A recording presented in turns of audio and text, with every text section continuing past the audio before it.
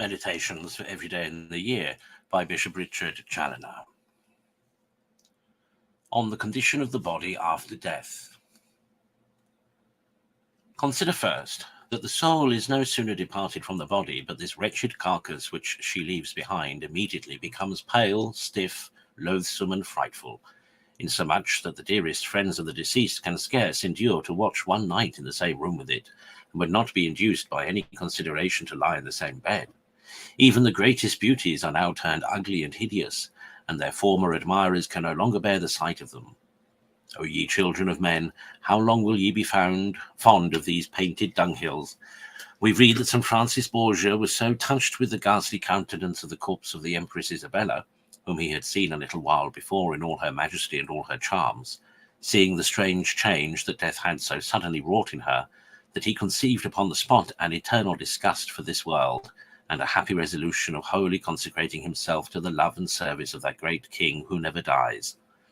Oh, that the like consideration of the dismal change that death shall so quickly make in all mortal beauties might effectually move us to the like resolution.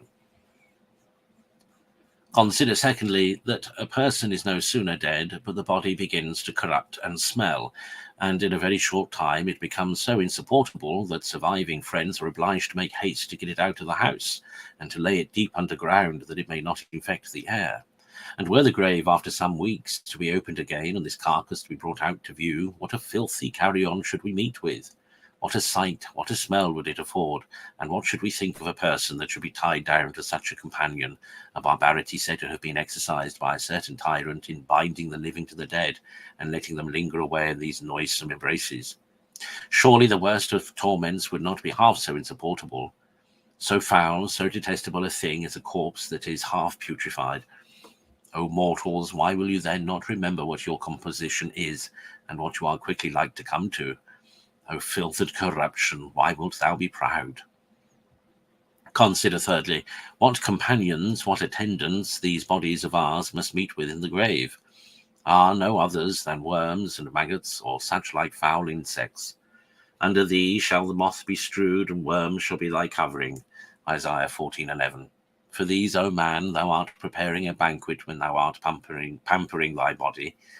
These are to be thy inheritance, or rather, they are to inherit thee. Whatever thou art today, tomorrow thou art to be the food of worms. See here, vain worldlings, what will soon be the end of all these beauties which you are so fond of, and which are so apt to draw you into sin. Filthy maggots shall very shortly prey upon these pretty faces. Conclude.